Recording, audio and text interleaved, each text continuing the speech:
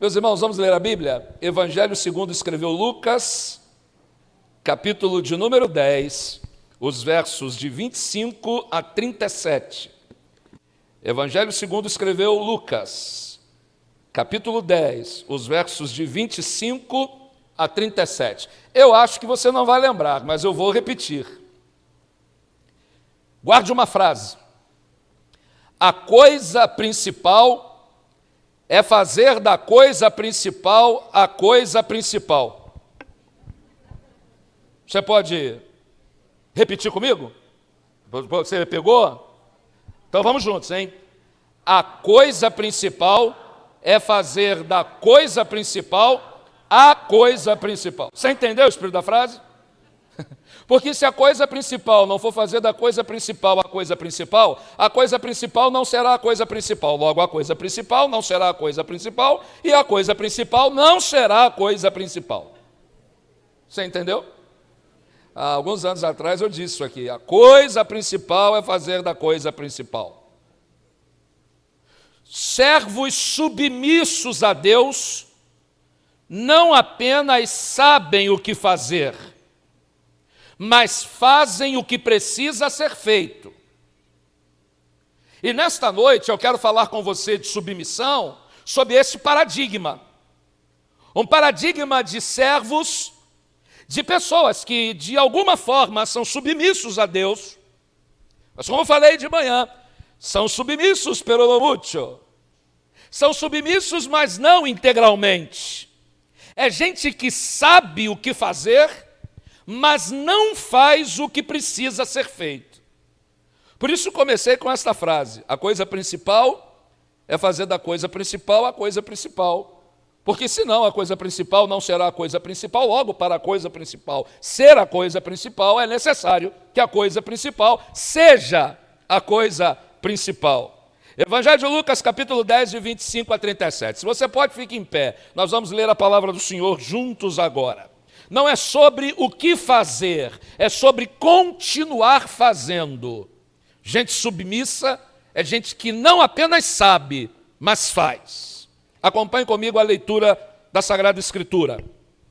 Certa ocasião, um perito na lei levantou-se para pôr Jesus à prova e lhe perguntou: Mestre, o que preciso fazer para herdar a vida eterna? O que está escrito na lei? Respondeu Jesus. Como você a lê? Ele respondeu: ame o Senhor, o seu Deus, de todo o seu, que meus irmãos? Coração, de toda a sua alma, de todas as suas forças e de todo o seu entendimento. E ame o seu próximo como a si mesmo. Disse Jesus: você respondeu corretamente, faça isso e viverá.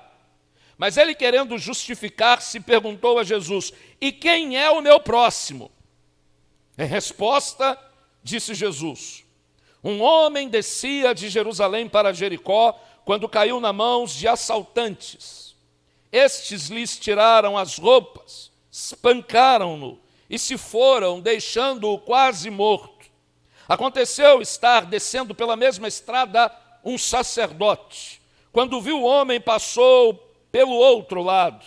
Assim também um levita, quando chegou ao lugar e o viu, passou para o outro lado. Mas um samaritano, estando de viagem, chegou onde se encontrava o homem, e quando o viu, teve piedade dele.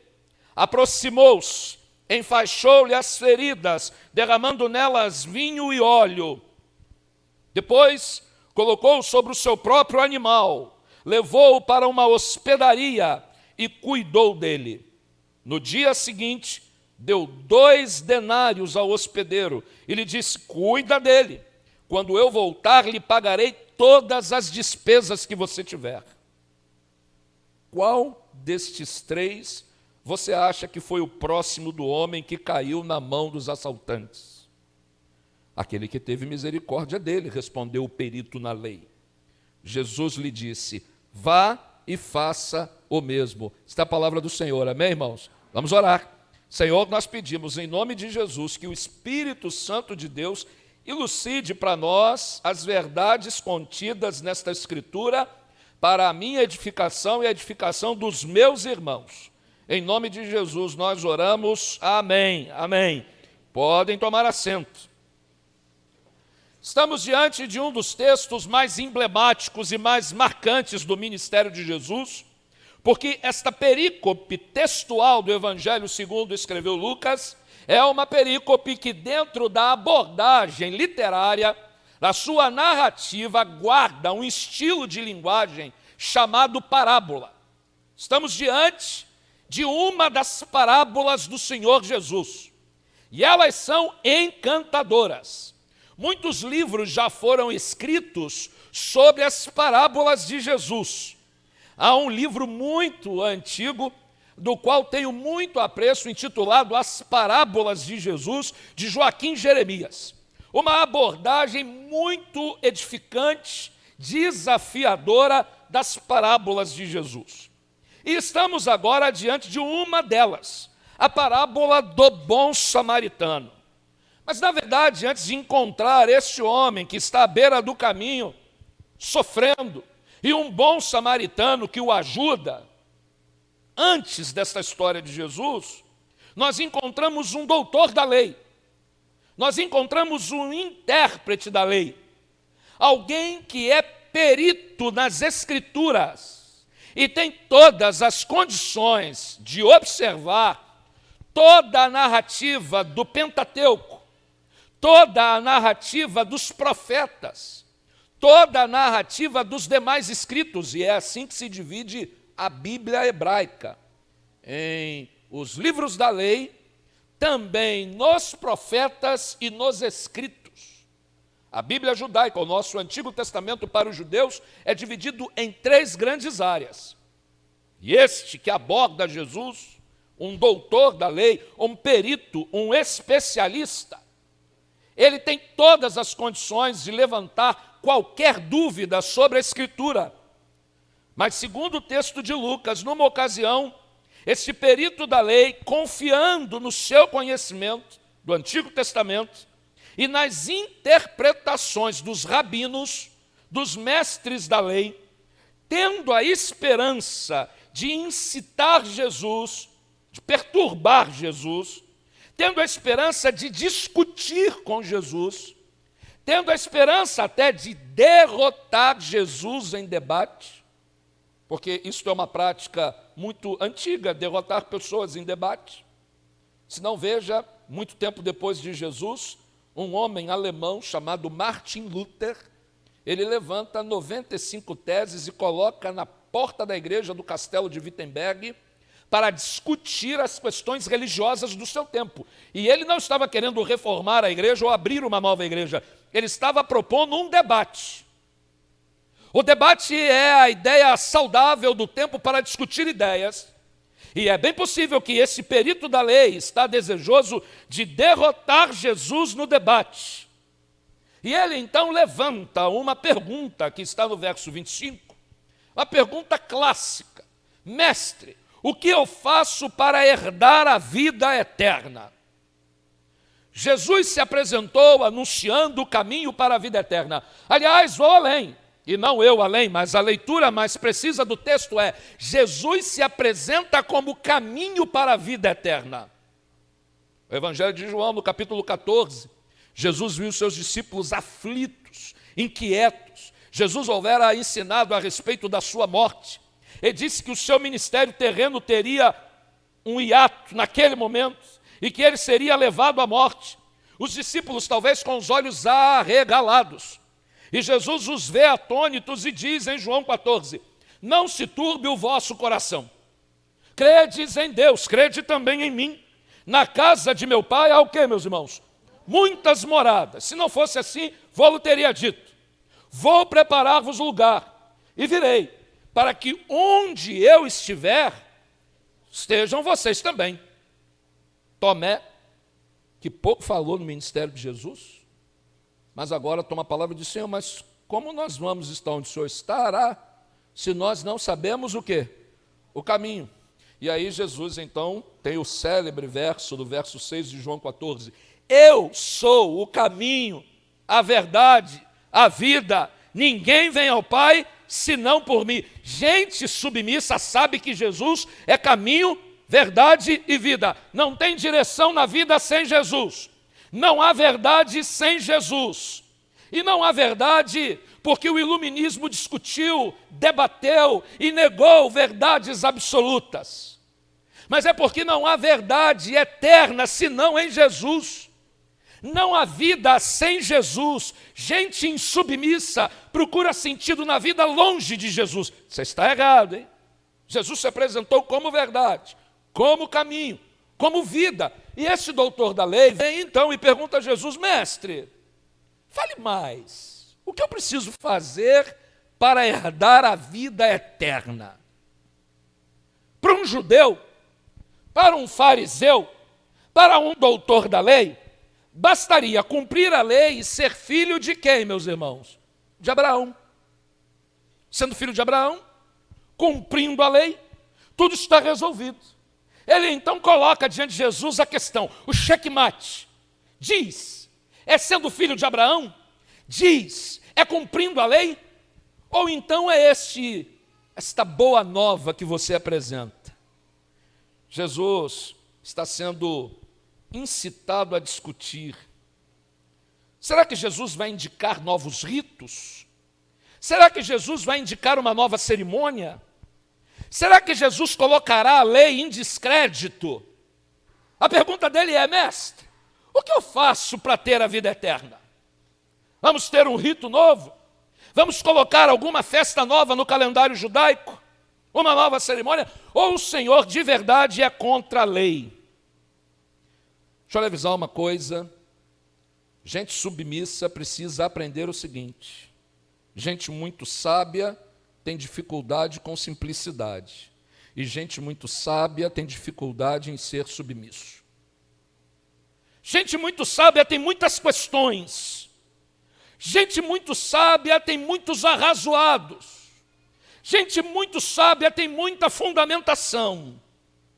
E aí, preste atenção, nós não estamos falando contra a ciência, não, nós estamos falando contra a ciência. Nós não estamos falando contra o conhecimento, muito pelo contrário. Nós não estamos falando que todo o meu conhecimento, toda a ciência e toda a minha sabedoria, elas devem estar dobradas diante de Jesus. Do contrário, eu terei problemas graves, porque Jesus se sobrepõe a qualquer ciência, a qualquer sabedoria, a qualquer potência. Nada há maior do que Jesus. A Bíblia diz, o apóstolo Paulo registrou, Deus lhe deu um nome que está acima de todo nome, para que ao nome de Jesus se dobre todo o joelho. Então perceba, esse doutor da lei está incorrendo em perigo. Gente muito sábia tem dificuldade com simplicidade. Gente muito sábia tem dificuldade com submissão. Estude, pesquise, questione, mas creia para compreender. Não espere compreender para crer. Creia para compreender. Não espere compreender para crer. Veja comigo o verso 26, o doutor da lei, o perito, faz uma pergunta e Jesus responde a ele com outra pergunta. Aliás, algo que é muito comum nos diálogos de Jesus. Muito comum. Eu costumo dizer sempre, viu, jovens, que se eu fosse do ministério de Jesus e andasse com Jesus, eu seria aquele que entrou mudo e saiu calado. Você sabe que tem discípulos que a gente não sabe nem o nome deles, se não foram notados. Entraram mudos e saíram calados. Eu seria um desses, jamais seria Pedro. Falador, pergunta demais, e quem pergunta demais às vezes se embanana. E diante de Jesus, meus irmãos, aí é que dá confusão mesmo. Falar demais perto de Jesus é ficar com dificuldade. O homem perguntou, vem cá, como é que faz para ter vida eterna? E ele ouve de Jesus, vem cá, como é que você lê na lei? O que está escrito lá? Como é que você interpreta? Qual a sua compreensão? Qual a sua leitura? Qual a sua interpretação? E, meus irmãos, a nossa submissão a Deus está completamente relacionada com o tipo de relacionamento que temos com a sua palavra. Você já percebeu isso ou não? O salmista no 119:11 diz, escondi a tua palavra no meu coração para eu não pecar contra ti. A nossa relação de submissão com Deus, ela está completamente ancorada na relação que temos com a Escritura. Como você lê, como você interpreta? E o doutor da lei responde com a sã doutrina. Ele responde com o dogma. Ele, se fosse batista, responderia com a declaração doutrinária. Debaixo do braço. Ele olha para Jesus e não perde tempo. O verso 27, ele diz: ame o Senhor, seu Deus, de todo o teu coração, de toda a tua alma, de toda a tua força e com todo o teu entendimento. Aqui em Aracaju eu frustrei um bocado de gente, porque em todo lugar que a gente ia para comer alguma coisa, pastor Paulo, a pessoa pergunta: quer um cafezinho? E meus irmãos, eu não bebo café. Não bebo café. A minha esposa também não bebe café. Pastor, se for na nossa casa no Rio de Janeiro, só vai passar um aperreio. Mas a gente arruma alguém para vir fazer café para o irmão. Não tomo café. Gosto do cheiro, mas o gosto não. Então, se na sua casa você me convidar lá, passar um café fresquinho na hora, eu vou ficar feliz de ficar na cozinha em volta do cheiro do café. Mas eu não gosto do gosto do café. Mas aí está o café do cristão. Para os irmãos que gostam de comer com café, cuscuz com café é bom aqui em Sergipe, meus irmãos? É bom. Oxe, um cuscuz com café. Está o café do cristão. Ame ao Senhor de todo o seu coração, de toda a sua alma, de toda a sua força. E para fechar a letra E do café, com todo o seu entendimento. Aí está o café do cristão. Gente submissa toma o café de Deus, amém, irmãos? Pode ter o cuscuz, só não esquece o coração, a alma, a força, o entendimento. E esse doutor da lei, como é perito e é dedicado, ele responde completo. E ele diz mais assim: ame o próximo como a ti mesmo. Amar a Deus de todo o coração. O coração é a sede das emoções. O coração representa, no tempo de Jesus, vontade, convicção profunda. O meu coração está nisso. A alma, a parte imaterial da existência de uma pessoa. Colocar a alma é colocar aquilo que é abstrato. Colocar as minhas forças, são todas as minhas habilidades, competências e poderes. O meu entendimento, a minha razão, é o ser integral, holístico, todo ele na sua inteireza, submisso a Deus. Bom, resposta perfeita, hein? É aquela resposta para tirar quanto, meus irmãos? Na prova, hein? É para tirar 10. Sabe aquelas provas? Eu tinha um professor na faculdade de História, eu sou traumatizado com ele até o dia de hoje, não vou dizer o nome dele, que o culto hoje é gravado e tal, mas se não tivesse gravação, eu falava o nome dele. Eu sou traumatizado com ele, um grande professor de Idade Média, História Medieval. Mas eu me lembro, meus irmãos, no última prova da matéria, no final do curso, o danado me dá uma prova com uma questão. Uma única questão. E é assim, meus irmãos, a questão vale quanto? Você sabe quanto valia? Valia 10. A questão é, ou acerta e tira 10, ou erra e tira 0. Você tem noção da complicação, meus irmãos? Eu escrevi 2,5 páginas. E quando peguei a nota, ele me deu 8. Eu dei um glória a Deus e fui embora para casa, mas traumatizado, fazer aquela prova foi difícil. Esse homem parece tirar um 10. Responde com a doutrina, a sã doutrina, o dogma, a declaração de fé. Sabemos, mas não fazemos. Jesus diz a ele: faze isso e viverás. Você topa fazer? Você está disposto a ser submisso de verdade, não submisso peronomútil? Você está disposto a saber o que fazer e fazer o que é necessário? Porque a coisa principal é fazer da coisa principal a coisa. Você está disposto? Faze isso e viverás. Conhecer é insuficiente. Resposta certa espera na sequência prática. E é mais do que o que farei, e sim o que seguirei fazendo. É gerundiar a prática cristã. É gerundiar a fé. Lembra de um gerúndio? A terminação do gerúndio como é que é? NDO. É continuar fazendo. Não é saber cantar, é andar cantando. Não é saber amar, é continuar amando. Não é saber servir, é continuar servindo. Esta é a característica de crentes verdadeiramente submissos. É fazer e continuar fazendo. Este jovem aprende que é preciso confiar em Jesus, não em si próprio. É preciso confiar em Jesus mais do que na doutrina. Ainda que amar a si próprio é necessário. Ama o próximo como a ti mesmo. Saber o que Jesus fez por você lhe dá a consciência de amar a si mesmo. Não por vaidade, mas pela obra graciosa de Jesus em teu favor. Saiba que amar ao Senhor é o princípio da sabedoria, porque ele está incluído dentro do valor de temor. E que fique claro, Jesus deixou para este jovem com a pergunta, faze isso, viverás? Jesus diz a ele, vida eterna não é um compêndio de regras. Vida eterna é estilo de vida. Portanto, ser submisso não é um compêndio de regras. Ser submisso é um estilo de vida. Quando Jesus faz a pergunta,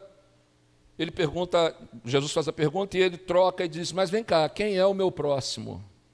Porque gente sábia tem dificuldade com simplicidade. Jesus já explicou, mas ele insiste e pergunta a Jesus, quem é o meu próximo? E aí Jesus vai contar a história que nós conhecemos, a parábola do bom samaritano. A resposta a esta pergunta, quem é o meu próximo, ela é muito duvidosa. É uma resposta difícil. É a casa de Israel só que é o meu próximo? Os nossos irmãos? Gálatas 6:10, divisa dos amigos de missões, antiga sociedade de crianças. Gálatas 6:10, façamos bem a todos, principalmente aos domésticos da fé. Será que o meu próximo é só a casa de Israel, é só a turma da igreja? Você sabe que no tempo de Jesus, fariseu exclui quem não é fariseu. Só os fariseus? No tempo de Jesus havia um outro grupo chamado de essênios. E os essênios exigiam que os seus seguidores odiassem a todo mundo que não é essênio. Preste bem atenção. Os essênios recomendavam que os essênios deveriam odiar todo mundo que não é essênio. Quem não é essênio é chamado de filhos das trevas. Será que inclui os essênios como o próximo? A palavra próximo está ligada à reciprocidade. O egoísmo não tem lugar. O etnocentrismo não tem lugar. Gente submissa não é egoísta. Gente submissa não tem preconceito étnico. É por isso, disse na reunião de liderança na sexta-feira, o nosso ministério não está ligado à pauta minoritária. O nosso negócio não é a pauta do negro. O nosso negócio não é a pauta do pobre. O nosso negócio é a pauta do preto, do branco, do louro, do ruivo, do mameluco. A nossa pauta é do pobre, é do rico, é do muito pobre, é do muito rico, é do remediado, do mais ou menos. A nossa pauta é de todos. Porque quem é o próximo? Resposta difícil. O amor tem fronteiras, meu irmão? O amor não define seus objetos. O amor descobre os seus objetos. A verdade sobre o amor é que o amor não define objeto. O amor descobre objeto. A pergunta me parece irrespondível. Quem é o meu próximo? Se eu fosse Jesus e alguém me perguntasse isso, eu diria, mas estou numa situação difícil, não sei como responder. Quem é o meu próximo? Dentro do contexto de Jesus, alguns problemas. dentro do nosso contexto, alguns outros problemas. Quem é o próximo? E aí, para responder à questão irrespondível, Jesus conta uma história. Jesus conta a parábola do bom samaritano. Você leu comigo, eu não vou lê-la de novo, mas quero chamar a sua atenção para alguns detalhes. O primeiro detalhe é que você sabe a história, um homem descia de Jerusalém para Jericó e bandido pegou ele. Jerusalém é uma cidade que está a 800 metros acima do nível do mar. 800 metros acima do nível do mar. É uma região serrana. E o caminho para Jerusalém é uma serra cheia de curvas, montanhas no meio, uma estrada muito acidentada entre Jerusalém e Jericó. Um homem desce de Jerusalém para Jericó e ele cai na mão de assaltantes. Veja, meus irmãos, coisa estranha. Assaltante, aonde? Mas lá tinha. Eu moro no Rio de Janeiro, meus irmãos. Assaltante, sei lá do que se trata. Sua menor ideia, hein? Caiu na mão dos assaltantes. E o Senhor Jesus disse que esses assaltantes tiraram a roupa dele para humilhar.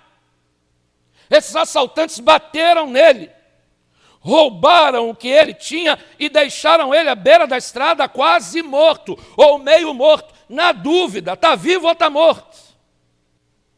A Bíblia diz que descia na mesma estrada de Jerusalém para Jericó um sacerdote. Deixa eu lhe contar uma coisa, eu poderia usar esse texto de uma outra forma completamente diferente e começar dizendo assim, um homem descia de Jerusalém para Jericó. Jerusalém simboliza a cidade de Deus. Jericó sempre simboliza o mundo e o pecado na história bíblica. Então este homem está saindo da presença de Deus em Jerusalém, ele está vindo para Jericó, que é a cidade do mal. Quando eu saio de Jerusalém, da presença de Deus, venho para Jericó, para o mundo, o diabo vai me pegar, o diabo vai me arrebentar, a cuca vai te pegar. O pessoal retrô viu o sítio do Pica-Pau Amarelo?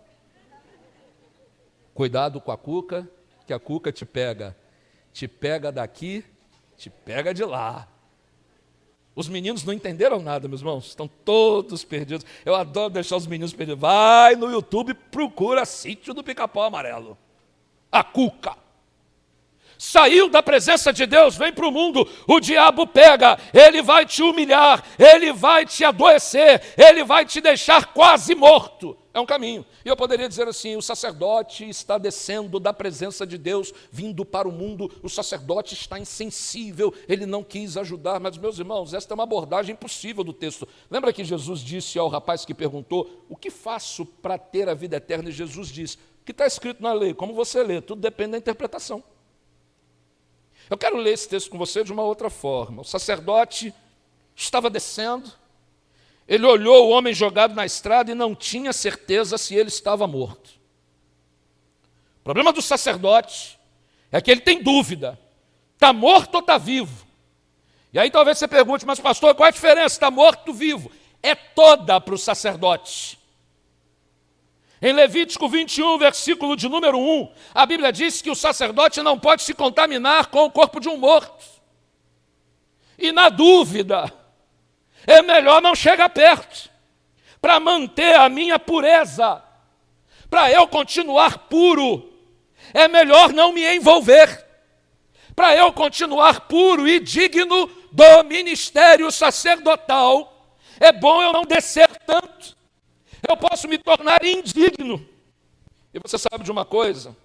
O sacerdote permitiu que a sua pureza derrotasse o amor. O sacerdote permitiu que a sua pureza derrotasse o amor. Muita gente querendo ser pura, e na sua pureza ele cumpre toda a regra, mas ele não é submisso a Deus. Amar a Deus sobre todas as coisas e o próximo como a ti mesmo. Tenha cuidado com as regras, porque a sua aparente pureza pode apagar a chama do amor.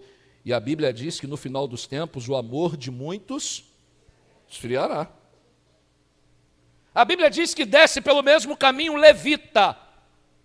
O levita é o pessoal da música, do ministério de louvor, o pessoal que cuida do culto, aquela turma da adoração. Ele possivelmente sabe que o sacerdote acabou de passar e nada fez. Eu fiquei imaginando que o levita, é imaginação, você pode concordar comigo ou não, mas eu imaginei assim, o levita passando, sim, sacerdote passou, não fez nada. Tem dois problemas aí. Se eu for lá e estiver morto, eu vou me contaminar. E se o sacerdote passou e não fez, e eu for lá e fizer alguma coisa, eu vou queimar o sacerdote, é uma afronta ao sacerdote. Eu vou estar acusando o sacerdote de não ter feito nada. Você sabe essa história que a gente fala com a maior facilidade? Não, essa coisa aí é responsabilidade do Estado. Se o Estado não fez, a gente não pode fazer. Oh, não tem pai, não tem mãe, não. Os responsáveis resolvam. Não é a gente, não. Senão a gente vai criar um problema lá. O sacerdote olha com todas as explicações e também passa de largo. E o homem está lá agonizando. Agora, a Bíblia diz, Jesus introduz um samaritano na história. Você sabe o que é um samaritano? Pensa em gente que você não gosta. Pensa em gente que não gosta de você mutuamente. É essa a relação dos judeus com os samaritanos. O samaritano para o judeu é um impuro. E o judeu para o samaritano é um vaidoso, soberbo, intolerante. Eles não se gostam mutuamente. Jesus introduz na história um samaritano. O doutor da lei está só ouvindo. Sacerdote, levita, reações bovinas, né?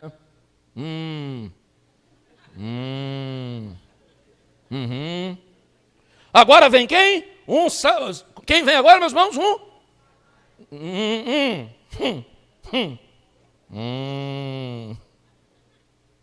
Samaritano. E Jesus diz, mais um samaritano que ia de viagem, o odiado, o devastador. A informação de Jesus é vexatória. Deixa eu avisar uma coisa. Um judeu até poderia, por sua nobreza, ajudar um samaritano. Mas o contrário é afronta. Um judeu depender de um samaritano é uma afronta. Uma das coisas que um submisso deve aprender é que Deus, às vezes, vai colocar a teu serviço gente que você não tolera, mas é pegar aquela bênção ou largar. Aqui não acontece isso não, mas lá no Rio, às vezes, acontecer uma menina solteira engravidar. Eu já tive uma experiência dessa horrorosa do gabinete pastoral. Menina de 17 anos me procurar e dizer assim, pastor, eu preciso conversar com o senhor. Eu disse, pode dizer, minha filha. Eu estou grávida. Falei, minha filha, eu fui serralheiro, sou surdo, repete de novo, fala devagar. Pastor, eu estou grávida. A pergunta idiota, como? Pergunta idiota, né? A gente faz a pergunta, mas como isso, minha filha? Ela disse, pastor, eu preciso de alguém que fale para o meu pai e para a minha mãe. Eu falei, o senhor. Eu falei, não, eu não tenho nada a ver com isso não. Olha, o que eu posso fazer é chamar seu pai e sua mãe aqui para você contar para eles. Eu não posso contar isso. Falei, cadê o namorado? Ela foi embora para São Paulo. Soube que eu estou grávida, foi embora. Falei, meu Deus. Chamei o pai e a mãe. A mãe tinha problema no coração e vivia quase morrendo. O pai é violento, agressivo, um homem bravo. Chamei os dois. Quando ela falou, a mãe que morria do coração queria bater nela. O pai bravo queria morrer, inverteu o negócio. Um gabinete pequeno, apertado, sem um enfermeiro por perto.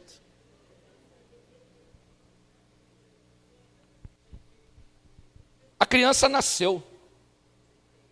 A mãe queria bater, o pai queria morrer, que botou a menina 2 semanas para fora de casa. História como essa, né? O neto pintava e bordava com os avós. O neto gritava, vô, Valinho! Aí o avô já ficava de 4. o neto subia para andar a cavalo. Você sabe que aquelas situações que para nós são impensáveis, aquelas pessoas que nós queremos à distância, elas podem ser instrumento de Deus para abençoar a sua vida. Você pega a bênção de Deus ou larga? Depende do seu nível de submissão. Você está pronto ou não? A Bíblia diz que o samaritano que seguia de viagem pegou o judeu, tratou das feridas dele. A Bíblia diz que ele colocou azeite e vinho. Poderia ler o texto com abordagem alegórica e dizer que o vinho simboliza o sangue de Jesus que limpa todo o pecado. O óleo simboliza o Espírito Santo de Deus. Ouça, a igreja pentecostal, todo mundo está dizendo glória a Deus, aleluia. A Bíblia diz que o bom samaritano pegou o homem quase morto, botou sobre a sua cavalgadura. Esse bom samaritano bem pode ser comparado com Jesus, né? Se a gente quiser seguir nessa linha. Jesus tomou sobre si as nossas dores, as nossas enfermidades, colocou sobre sua própria cavalgadura e o levou a uma estalagem, a uma hospedaria. Se eu quisesse trabalhar o texto da vertente alegórica, esta hospedaria seria quem, meus irmãos? A igreja. O bom samaritano, Jesus, colocou o homem ensanguentado na igreja, tratou das feridas. No dia seguinte saiu, deixou 2 dinheiros e disse: cuida dele até que eu volte. Jesus voltará. Maranata, ora vem Senhor Jesus. Mas deixa eu lhe avisar uma coisa, o bom samaritano disse mais: tudo o que demais gastares, eu te pagarei quando voltar. História bonita, né, meus irmãos? Nós somos a igreja, cuidando de gente doente, e Jesus pagará o prejuízo quando ele voltar. Deus paga o prejuízo. Um sermão clássico, pregado por um dos grandes pregadores do Brasil, batista, pastor Davi Gomes. Deus paga o prejuízo. Deixa eu lhe contar uma coisa, e eu vou terminar já. O texto não termina aí. Verso 36, olhe comigo. Jesus pergunta ao doutor da lei, esquece o bom samaritano e tudo. No 36, Jesus pergunta: qual desses 3 você acha que foi o próximo do homem que caiu na mão dos salteadores? Quem é o próximo? O sacerdote? O chefe da religião? Será que a religião é próxima das pessoas? Será que a religião que exercitamos, que vivemos e que pregamos, é uma religião que conduz os servos do Senhor a serem submissos e próximos de quem sofre? Jesus pergunta: seria o levita o próximo? Aquele que não quer se comprometer nem para se contaminar, nem para deixar mal o sacerdote. Você já viu gente na igreja que não quer ficar mal com ninguém, quer ficar bem com todo mundo? É o levita. O próximo seria um samaritano, mas o samaritano não pode. Ele é desclassificado por essência. Ele não pode. Jesus pergunta: quem parece a você o próximo? No verso 37, um homem cheio de razão, um doutor da lei, não tem opção. Ele diz assim: aquele que teve o quê, meus irmãos? Aquele que teve misericórdia. Ser submisso é mais do que conhecer as regras. Ser submisso é mais do que ser puro. Ser submisso é conhecer as regras, é ser puro e, acima de tudo, ter misericórdia. A doutrina, a pureza e a misericórdia. A coisa principal é fazer da coisa principal a coisa principal. E aí Jesus diz o que para o jovem no final do texto do 37? Vá e faça o mesmo. Então preste bem atenção. Não é sobre o que fazer, é sobre continuar fazendo. Saber ser submissos, nós já sabemos. Entender o que é submissão, nós já entendemos. A justa e reta doutrina, nós já temos. A questão qual é, meus irmãos? É praticar, é escolha, é gerundiar o que sabemos, é colocar em ação, é colocar a minha vida à disposição. Um homem descia de Jerusalém para Jericó. Os problemas da vida estão aí. O que você faz? Se mantém puro, não se envolve, não se compromete? Ou tem misericórdia? Vamos orar um instante, pedir a Deus que nos abençoe e que a sua palavra entre na nossa mente. Quando Jesus pergunta ao intérprete da lei, o que está escrito na lei? Como você interpreta? É uma questão pessoal, é interpretação. Nós não temos um magistério em nossas igrejas. Nós não temos ninguém que faz a interpretação por você. É você, Deus. O que você está disposto a entregar como um servo submisso? Faça menos perguntas. Sirva segundo o modelo de Deus. Sirva segundo o modelo do Senhor. Se disponibilize de forma intensa, clara, sendo bênção aonde você estiver. Pai do céu, em nome de Jesus, nós agradecemos a exposição da palavra. Agradecemos pela obra que o Espírito Santo realizou no meu coração e no coração dos meus irmãos esta noite. Nós nos parecemos em muito com esse perito na lei de Lucas 10. Nós temos as perguntas ajustadas, nós temos as questões levantadas, nós temos a justa doutrina, nós temos o dogma bem esclarecido, mas às vezes nos falta a prática de colocar o que é principal no seu lugar. Portanto, mantenha o nosso conhecimento e nós queremos conhecer mais. Nós devemos buscar a santidade, manter pureza, mas a nossa pureza não pode derrotar o amor. Coloca no meu coração misericórdia, graça, porque é assim que fui salvo por Jesus. Peço ao Senhor que abençoe a juventude desta igreja, que abençoe esta igreja, que há tantos anos proclama o nome de Jesus nesta cidade. Pedimos pelo seu pastor, pelos seus líderes, para que sigam na direção do alvo que é Jesus, autor e consumador da nossa fé. E nos ajuda a servir ao Senhor com inteireza de coração, com verdadeira submissão. No nome de Jesus nós oramos. Amém. Amém. Que Deus abençoe os irmãos, que a boa graça de Jesus os acompanhe até a volta, querendo Deus.